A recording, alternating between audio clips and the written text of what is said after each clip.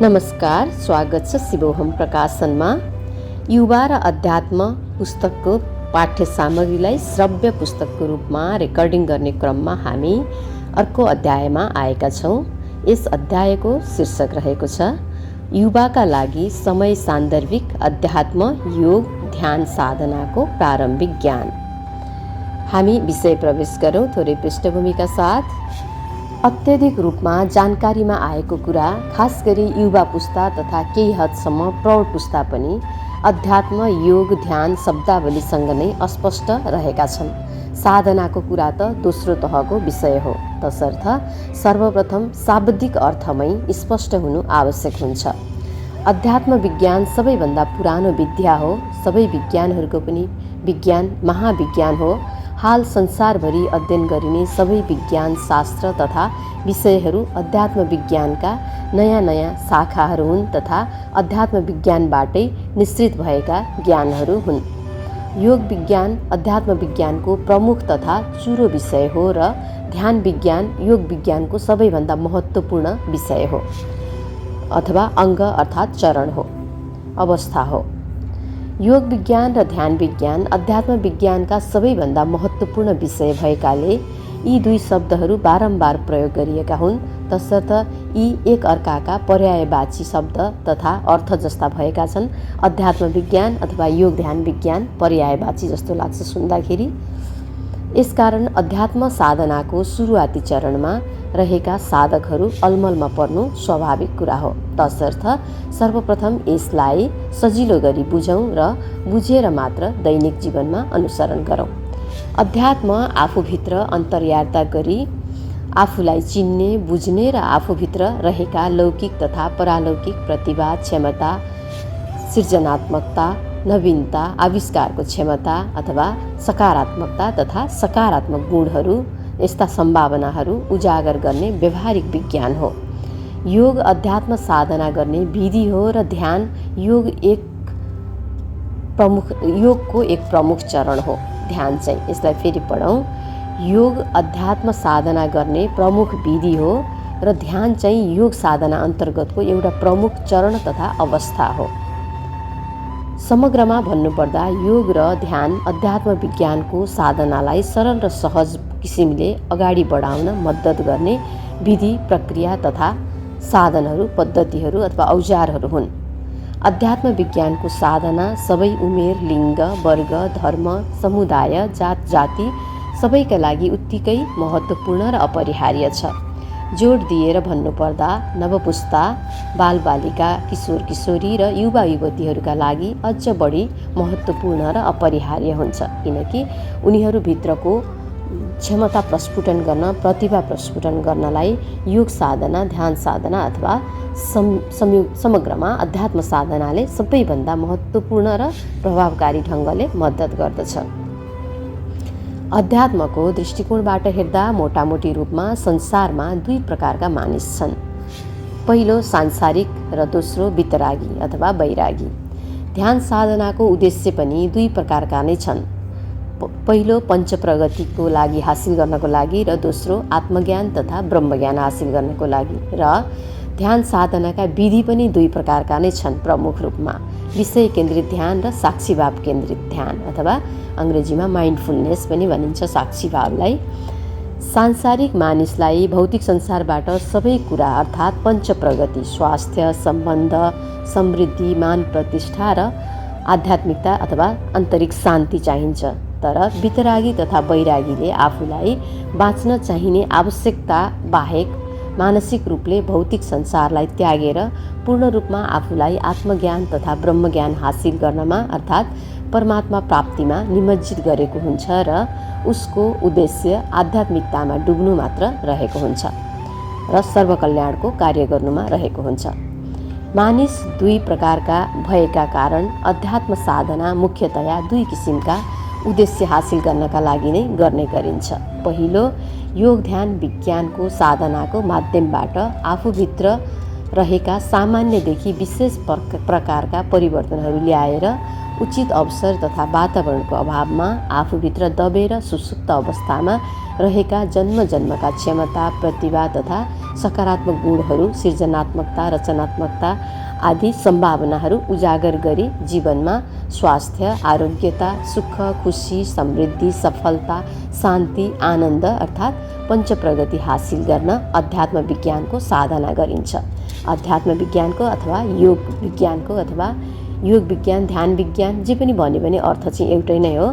अध्यात्म भन्यो भने समग्रमा भयो, अनि योग विज्ञान, योग साधना विज्ञान, योग ध्यान, योगका अष्टाङ्ग योगहरू, अरू खालका 7 प्रकारका योगहरू सबै साधना अध्यात्म विज्ञान अन्तर्गत पर्दछन् अथवा अध्यात्म साधना, अध्यात्म चिकित्सा अन्तर्गत पर्दछन्, जसले मनुष्यको जीवनलाई उत्कृष्टतम किसिमले जिउनलाई जीवन जिउने कला सिकाउँछ। यसकारण अध्यात्मलाई दि आर्ट अफ लिभिङ, जीवन जिउनका लागि कला सिकाउने विज्ञानको रूपमा लिने गरिन्छ।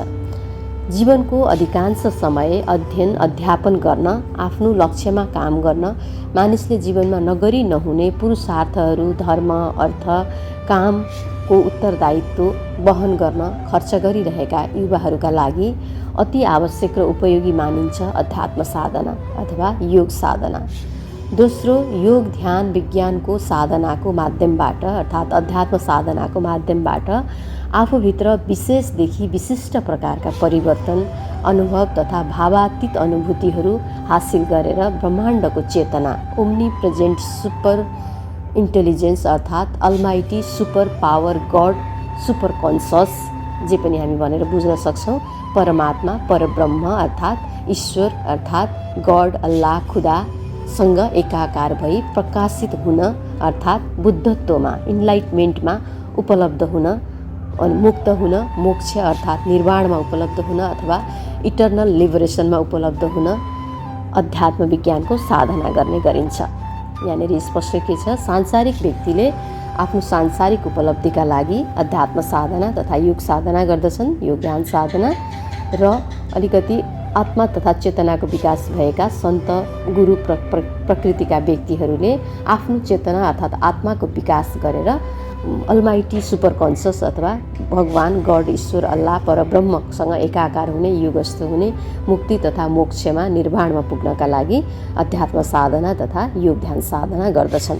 2 प्रकारका व्यक्तिले मानिसले आफ्नो जीवनकालमा गर्नै पर्ने 4 पुरुषार्थमध्ये 3 धर्म, अर्थ, कामको उत्तरदायित्व वहन गरिसकेको छ र जीवनमा बुद्धत्व, मोक्ष प्राप्त गर्न चाहन्छ, उसको लागि आवश्यक र उपयोगी मानिन्छ। यस किसिमको साधना योगी सन्त महात्माले गर्ने गर्दछन्। अध्यात्म साधनाको व्यावहारिकताका आधारमा मानिएको सामान्य 2 बुझाइ तथा परिभाषा मात्र हो यो। यस्तै नै हुनुपर्छ, यसले नै गर्नुपर्छ, यसरी नै गरिनुपर्छ भन्ने कुनै विधि तथा नियम सीमाना निश्चित गरिएको छैन। तर साधनाका नियम, विधि तथा चरणहरू भने निश्चित प्रकारका छन्।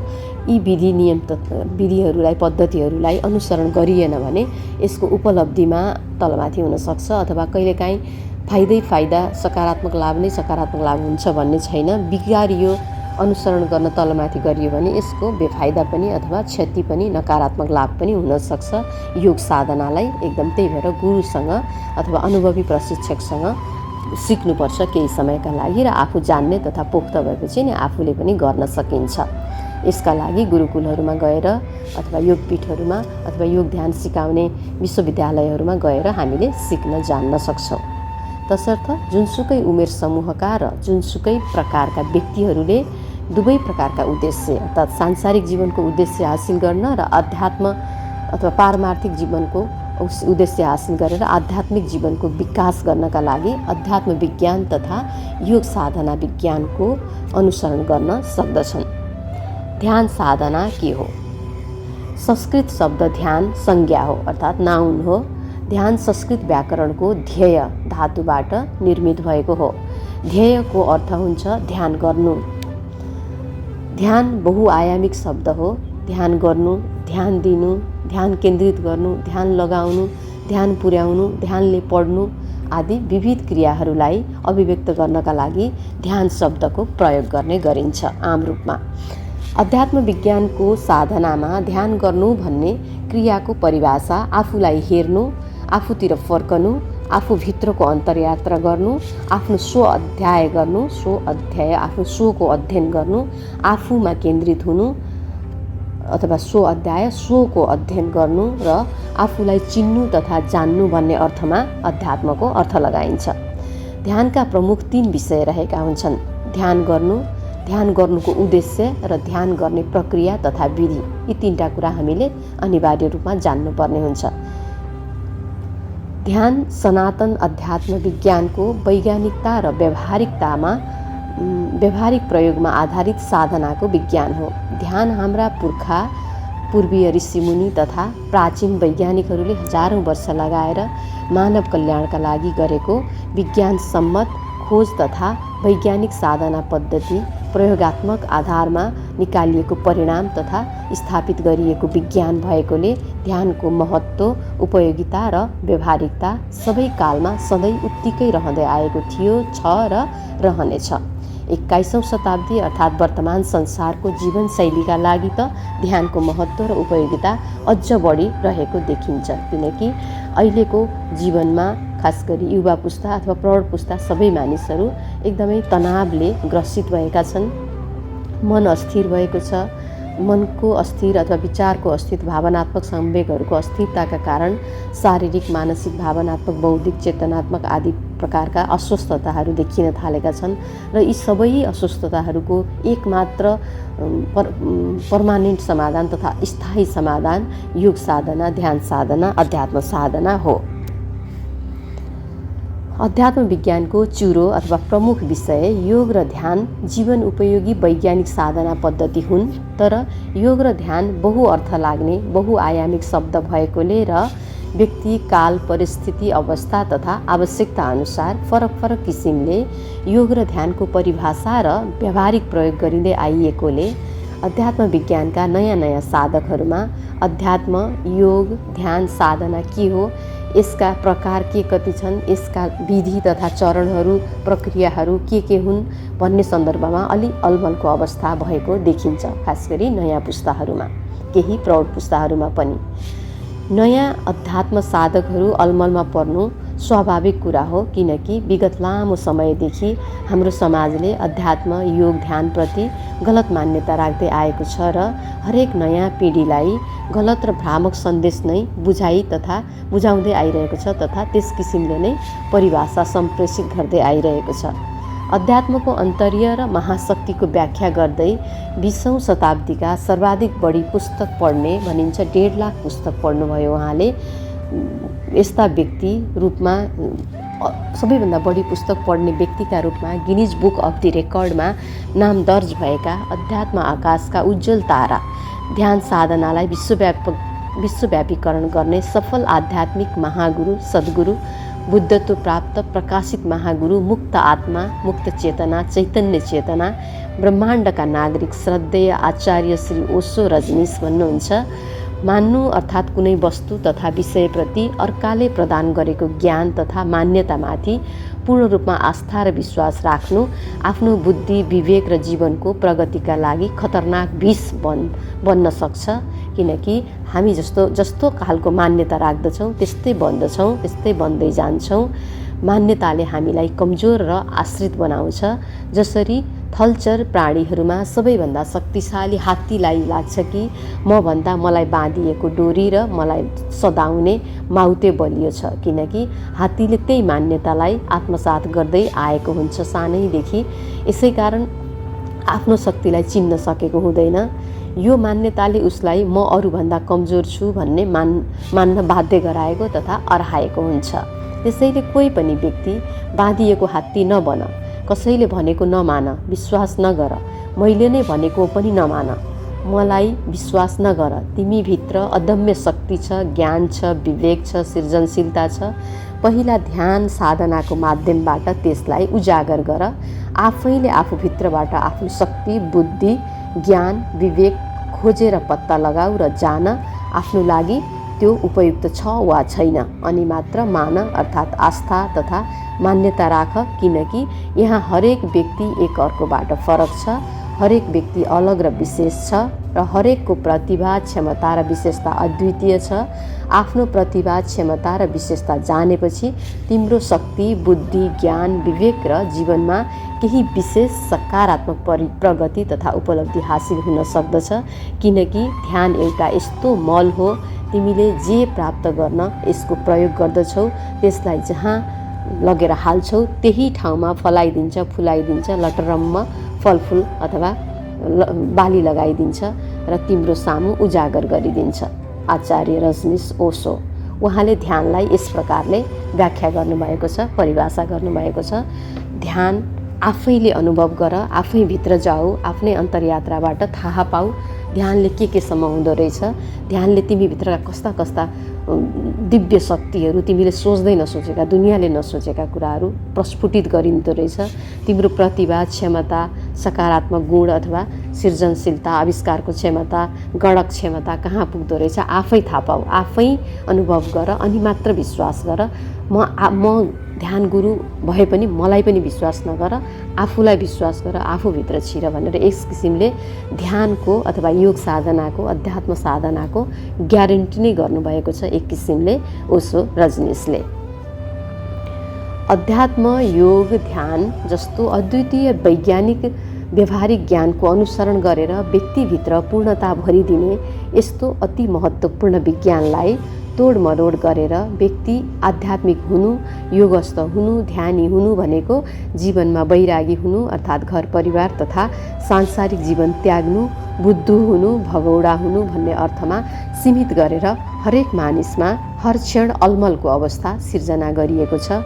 खास गरी युवा पुस्ताहरूमा यो अलमलको स्थिति रहेको छ। उनीहरू आध्यात्मिक हुनु, अध्यात्मको साधना गर्नु, योग ध्यान गर्नुलाई रूढिवादी, अन्धविश्वास, संस्कृति, पूजापाठ अथवा संस्कार जस्तो मान्दछन् र उनीहरू यतातिर आउन चाहँदैनन्।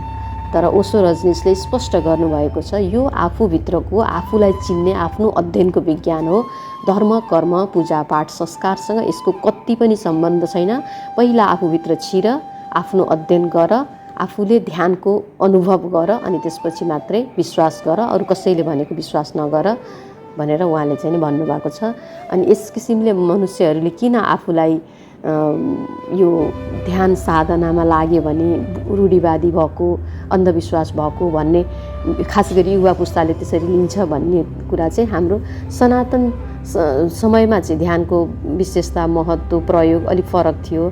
तर जब समय बित्दै गयो अब यसमा चाहिँ नै परिभाषाहरू, बुझाइहरू फरक फरक पर्दै गएर कसले आफ्नो हिसाबले के भन्यो, कसले आफ्नो हिसाबले के भन्यो, त्यस्तै त्यस्तै हाम्रो कर्मकाण्ड बिग्रेर अन्धविश्वास भएको जस्तै, बिरालो बाँधेर श्राद्ध गर्ने भनेको जस्तै यो योग ध्यान पनि त्यस्तै हुन गएर अहिले पछिल्लो चरणमा राम्रोसँग सजिलोसँग बुझाइदिने ठुलो गुरु अथवा जान्ने गुरुको अभावका कारण युवा पुस्ताहरू अल्मलिएको अवस्था छ आध्यात्मिक विज्ञानको सन्दर्भमा, अध्यात्म विज्ञानको सन्दर्भमा। यसकारण उनीहरूले अध्यात्म विज्ञानलाई पनि धर्म विज्ञान र अध्यात्म विज्ञान एउटै हो, धर्म विज्ञानसँग पनि अलमलमा परेका छन्। धर्म र अध्यात्म, संस्कृति र संस्कार सबैलाई एउटै डालोमा हालेर गजाङ गुजुङ पारिदिएर युवा पुस्ताहरू अल्मलिएको छ। वास्तवमा हामीले अध्यात्म विज्ञानलाई अलग्ग छुट्याएर यो चाहिँ नि यस्तो प्रकारको विज्ञान हो, यो युवाहरूका लागि अझ जरुरी छ, सबैका लागि जरुरी छ, खास गरी युवाहरूका लागि अझ जरुरी छ भनेर हामीले बुझाउनु आवश्यक हुन्छ। त्यस्तै कतिपय गुरुहरूले भनौँ अथवा अध्यात्म साधकहरूले, कोही अब त्यस्तै खालको व्यक्तिहरूले अध्यात्म भनेको एकदमै अचम्मको कुरा हो, जो कोहीको बसमा हुन्न, यस्तो हुन्न, उस्तो हुन्न, अध्यात्मले चाहिँ धार्मिक मान्छे मात्रै आध्यात्मिक हुनसक्छ, पूजापाठ गर्ने, धर्म कर्म एकदम भक्ति मार्गी मात्रै आध्यात्मिक हुनसक्छ भन्ने कुराहरू पनि अलिकति भ्रम फैलाएको अवस्था छ। अध्यात्म शुद्ध ज्ञान मार्ग हो, यो आफूभित्र छिरेर प्राप्त गर्न सक्ने अलौकिक ज्ञान, पराभौतिक ज्ञान, मेटाफिजिकल ज्ञान हो। यसमा धर्म त मिल्छ, संस्कृति, संस्कार, परम्परा, यो सम्प्रदायहरूले बनाएको नियमहरूको कुनै पनि सम्बन्ध छैन।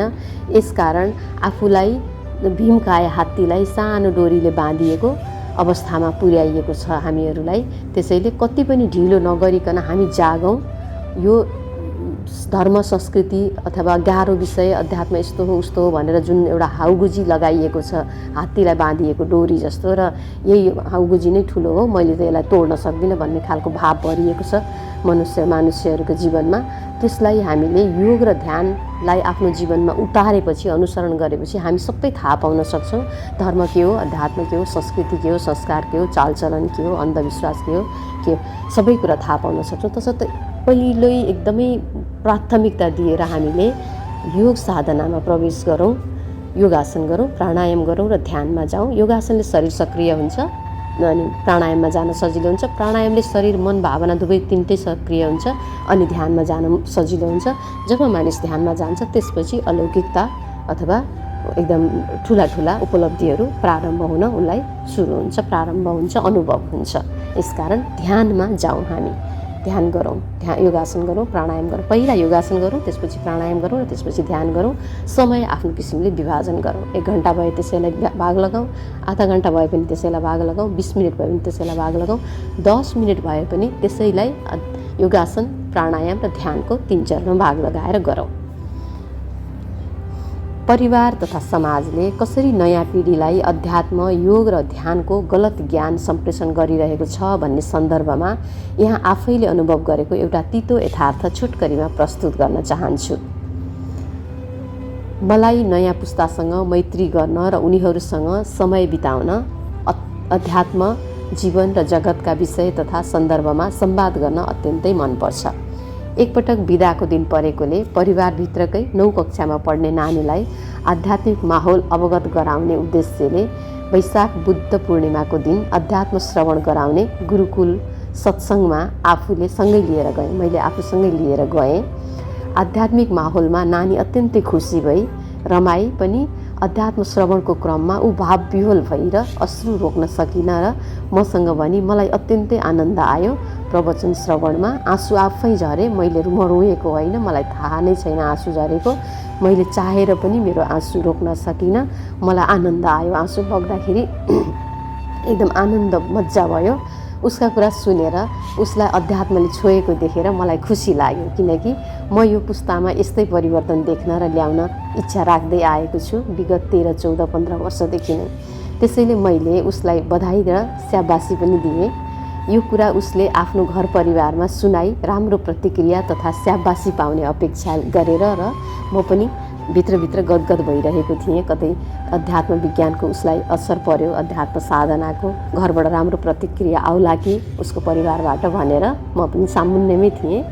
तर माहौल उसले र मैले सोचेको भन्दा विपरीत भइदियो।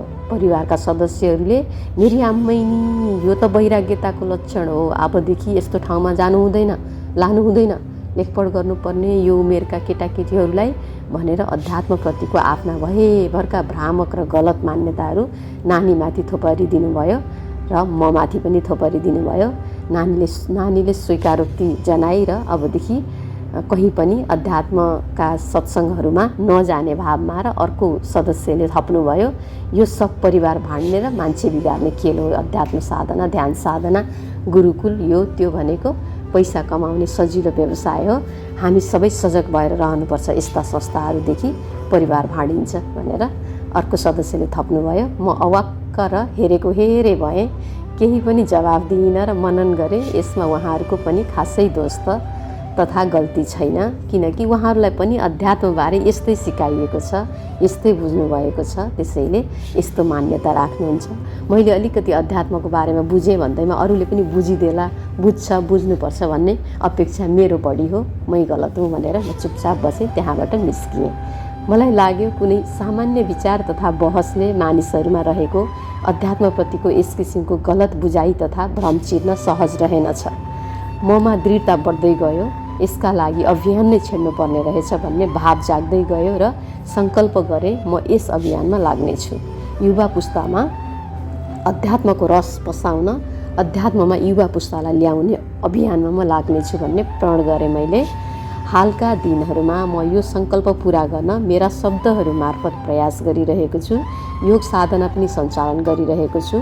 धेरै मानिसहरू निको पनि हुनुभएको छ आफ्नो शारीरिक मानसिक रोगहरूबाट, औषधि छोड्नुभएको छ, धन्यवाद भन्नुभएको छ। मैले सिकाएको अथवा हाम्रो संस्थाले सिकाएको प्रशिक्षणबाट अरू ठाउँमा गएर अरू ठाउँमा योग साधना खोलेर आफू स्वस्थ भएको कहानी सुनाउँदै आफूमा परिवर्तन आएको कहानी सुनाउँदै उहाँहरूले आफ्नो ठाउँमा योग साधना खोलेर त्यहाँका शारीरिक मानसिक भावनात्मक रूपले बिमारी भएका व्यक्तिहरूलाई निको गरेर हामीलाई रिपोर्ट गरिरहनु भएको छ। यस्तो जादु छ योग साधनामा, ध्यान साधनामा, अध्यात्म साधनामा। यसकारण म सबैलाई अनुरोध गर्दछु, अध्यात्म विज्ञानप्रतिको यस किसिमको भ्रामक र गलत बुझाइलाई अहिलेबाट नै त्यागौँ र चिर्ने प्रयास गरौँ। अध्यात्म, योग, ध्यान जस्तो जीवनमा अति उपयोगी हुने व्यवहारिक विज्ञानलाई आफू स्वयंले नै जान्ने प्रयास गरौँ। आफ्नो दैनिक गतिविधिहरूमा योग र ध्यानका गतिविधिहरूलाई अनुसरण गरौँ। यसबारे खोजौँ, पढौँ, जानौँ, थाहा पाऊँ, ज्ञान लिऊँ, आफू बुझौँ, अरूलाई बुझौँ, आफू सिकौँ, अरूलाई सिकौँ र आफ्नो जीवनमा, अरूको जीवनमा बहुआयामिक पञ्च प्रगति हासिल गरौँ, हासिल गर्न मद्दत गरौँ। अरूलाई ब्रह्माण्डको परम सत्य र परम तत्त्वबारे बुझौँ, जानौँ र अनुभव तथा भावातीत अनुभूतिहरू गरौँ र ईश्वरसम्म पुर्याउने आध्यात्मिक मार्गको सम्मान गरौँ। यसलाई हेला नगरौँ।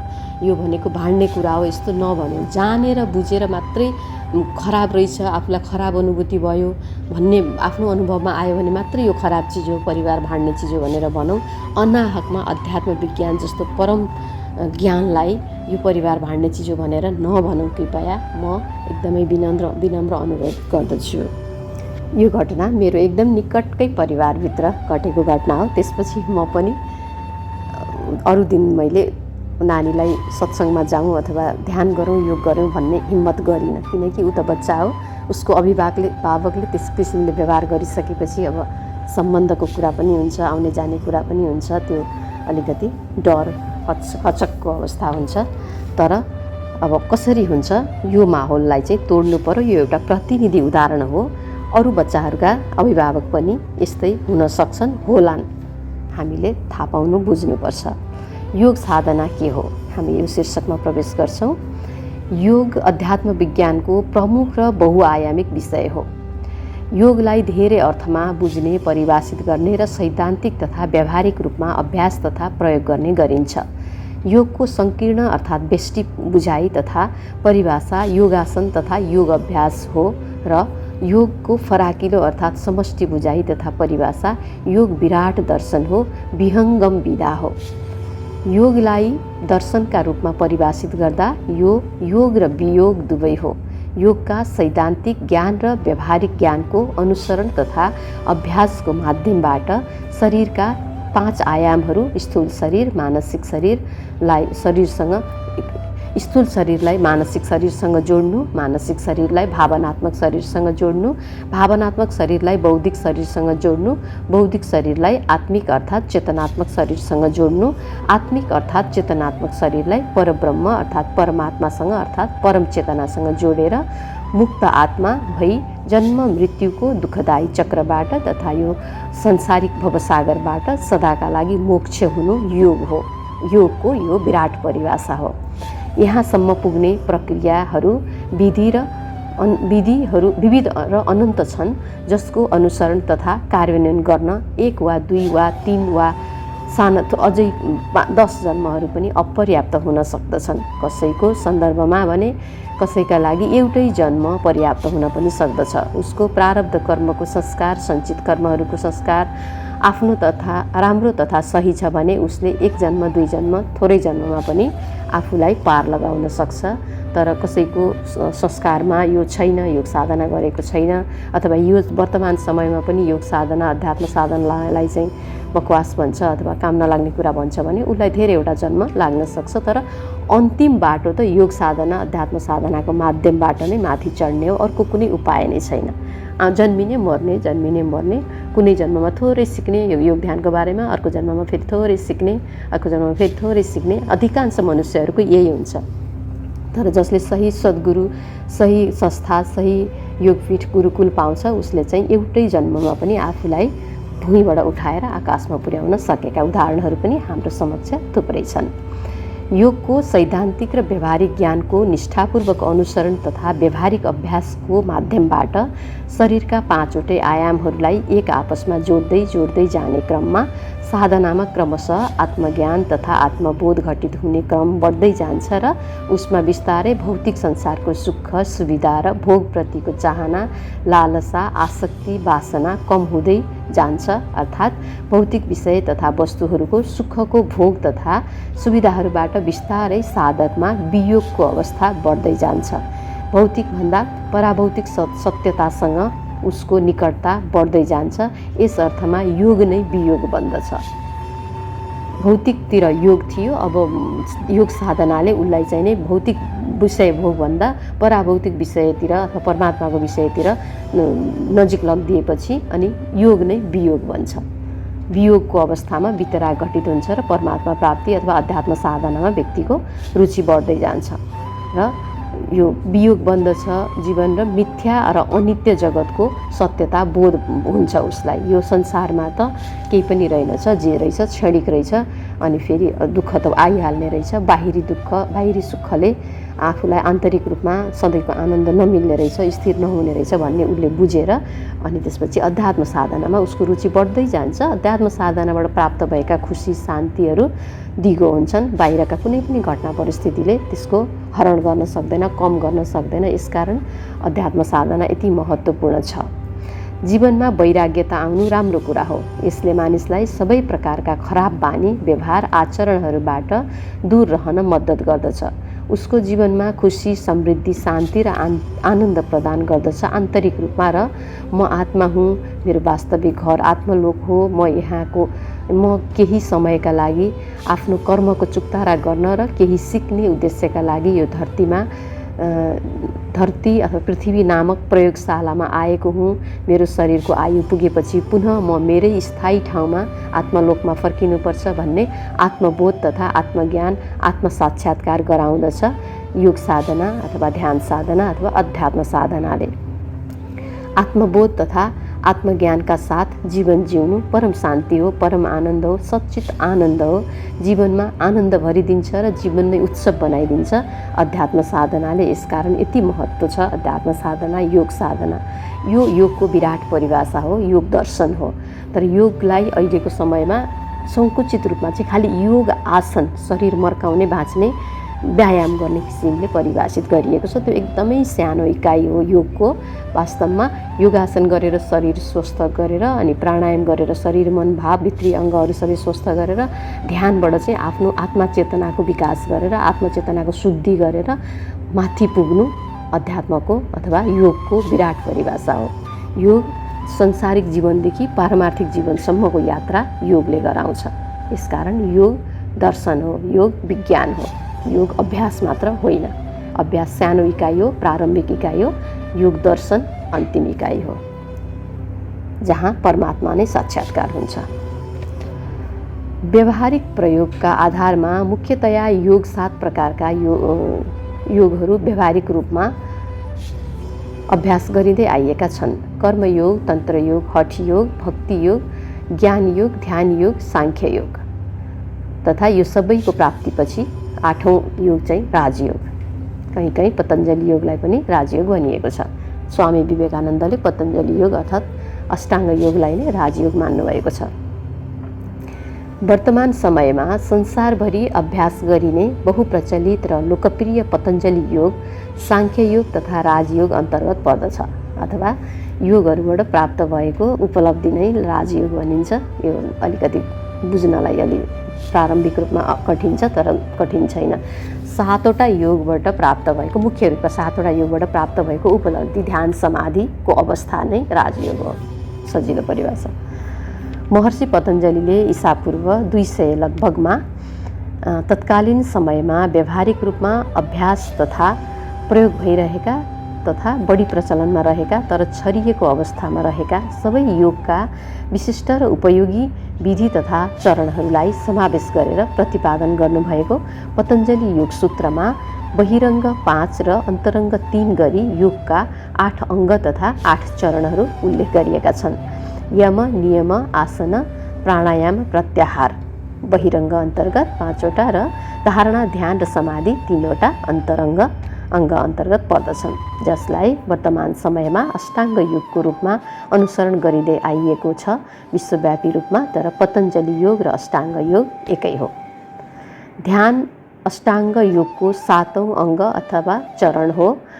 यो सर्वाधिक महत्त्वपूर्ण र बहुचर्चित चरण भएकोले योग र ध्यान शब्द एकअर्काका पर्यायवाची जस्तो भएका छन्।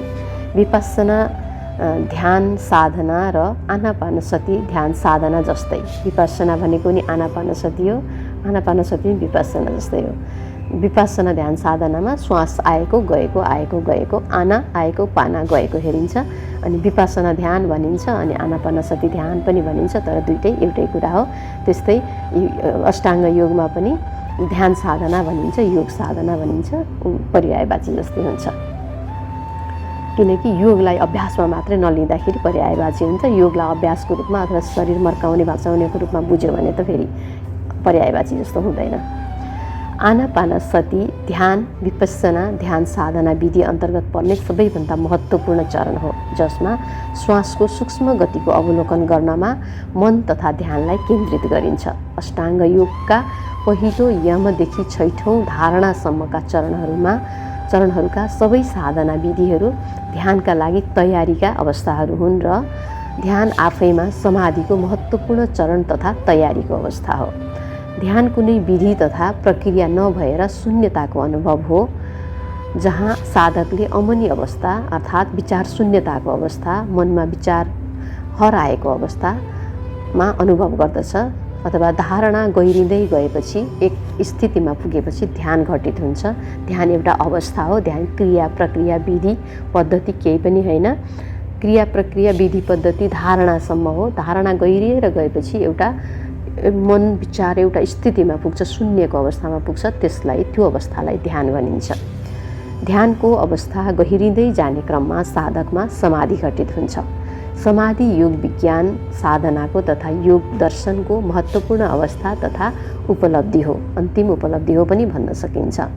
समाधि गहिरिँदै जाने क्रममा साधकहरूमा विविध प्रकारका परालौकिक भावातीत परिवर्तनहरू ट्रान्सेन्डेन्टल चेन्जेसहरू अनुभूतिमा आउन थाल्छन्। दिव्य अनुभूतिहरू, चमत्कारिक रहस्यमय विषयहरू जो भौतिक संसारमा छैनन्, भौतिक मनुष्यको भौतिक इन्द्रियहरूले देखेका अनुभव गरेका छैनन्, त्यो अनुभवहरू बन्द आँखामा ध्यानको अवस्थामा समाधिको अवस्थामा साधकले अनुभव गर्दछ।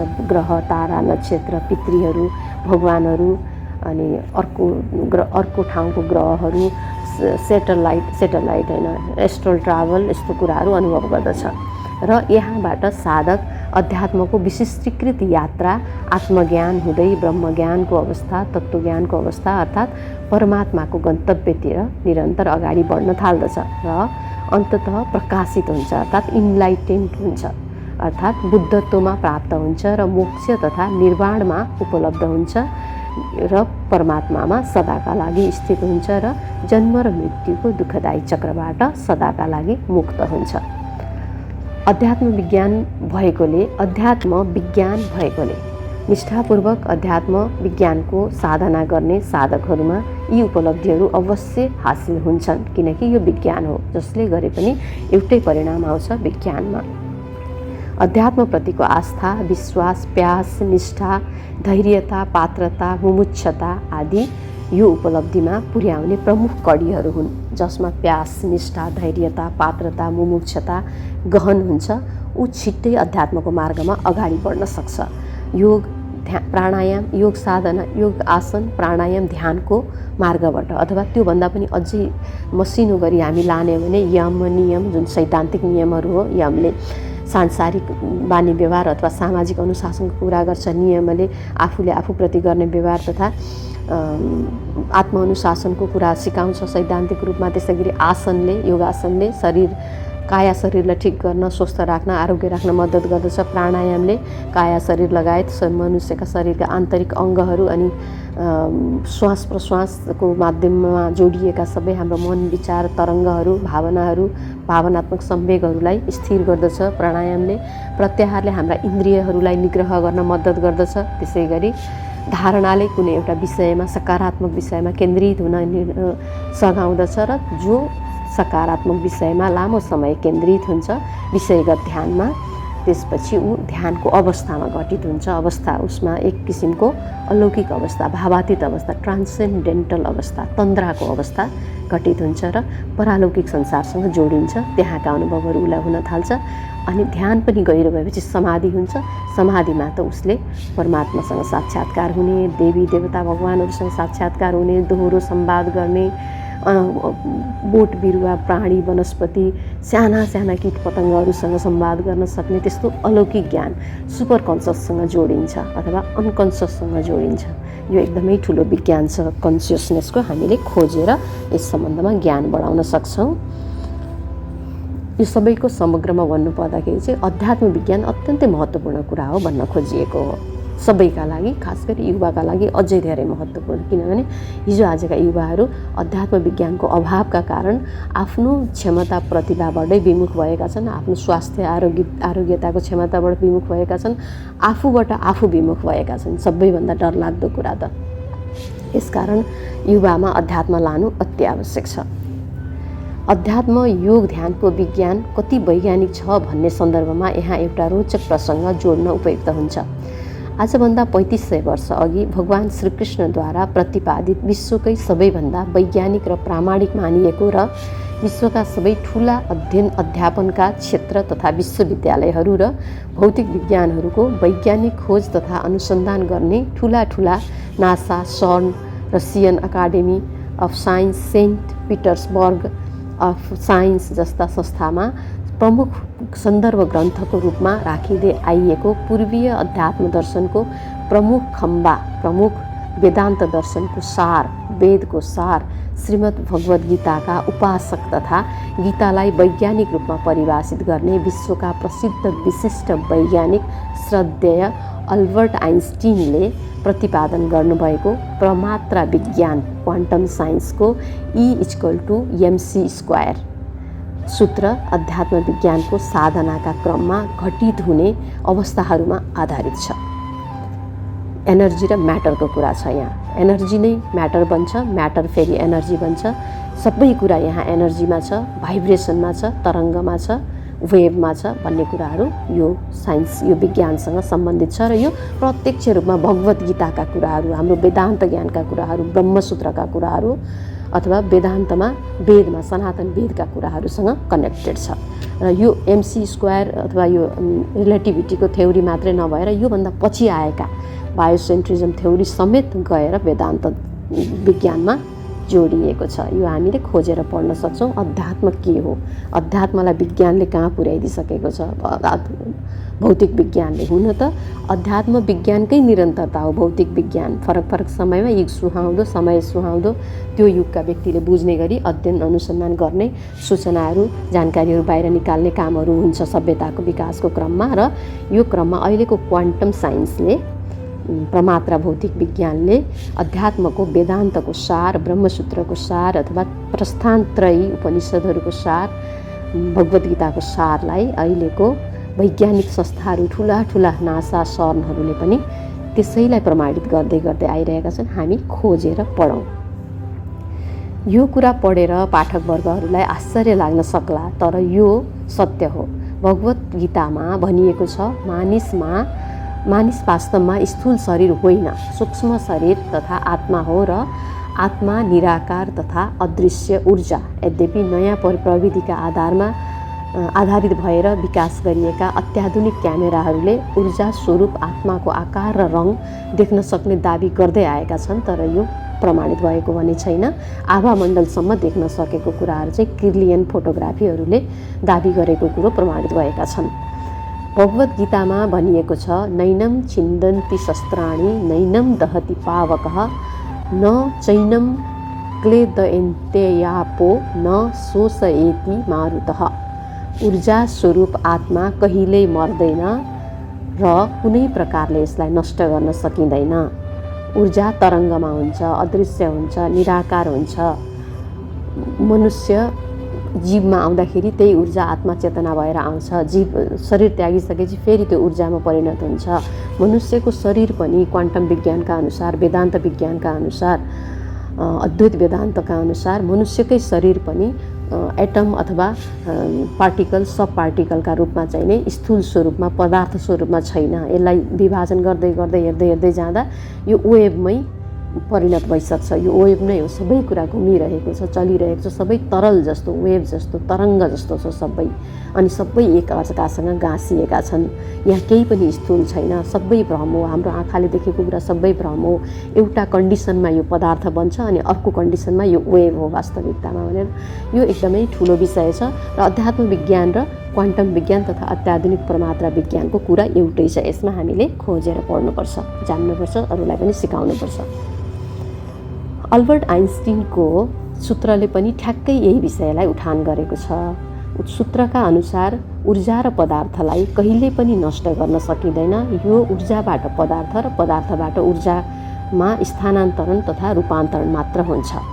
यस सूत्र तथा सिद्धान्तका अनुसार मानिस पदार्थबाट ऊर्जामा अर्थात् सूक्ष्म शरीर अर्थात् आत्मामा अर्थात् चेतनामा परिवर्तित हुन्छ र ऊर्जा अर्थात् सूक्ष्म शरीर अर्थात् आत्मा चेतनाबाट पुनः पदार्थ अर्थात् स्थूल शरीरमा परिवर्तित हुन्छ कन्डिसन अनुसार। विज्ञानले पनि यही भनेको छ, कन्डिसन अनुसार। कहिले पार्टिकल्स अथवा पदार्थको रूपमा देखिन्छ अनि अर्को कन्डिसनमा वेभकै रूपमा बसिरहेको हुन्छ अथवा तरङ्गको रूपमा हुन्छ। यो प्रक्रिया निरन्तर चलिरहन्छ, जसलाई पूर्वजन्म, पुनर्जन्म अथवा जन्म र मृत्युको चक्रका रूपमा बुझ्दै र बुझाउँदै आइएको छ। श्रीमद् भगवद् गीताले यही ज्ञान हामीलाई प्रदान गरेको छ। सबै योगी पुरुषहरूको मत अनुसार भगवद् गीतामा उल्लेख गरिएका सबै विषयहरू ब्रह्माण्ड नायक योगेश्वर अध्यात्मका उपासक भगवान श्रीकृष्ण जो परब्रह्म परमात्माका 16 कलाले युक्त अवतार पुरुष हुनुहुन्छ, उहाँले अध्यात्म साधनाको माध्यमबाट आफू स्वयंले हासिल गर्नुभएको आन्तरिक ज्ञानका आधारमा आफूमा घटित भएका अनुभव, सिद्धि तथा निधिहरू, भावातीत अनुभूतिहरू उजागर गर्नुभएको हो। तथ्यगत परम सत्य वाणी हो भगवद् गीता। यस्तै अनुभव तथा अनुभूतिहरू अध्यात्म विज्ञानको निष्ठापूर्वक साधना गर्ने हजारौं योगी सन्त महात्माहरूले पनि गरेका छन्।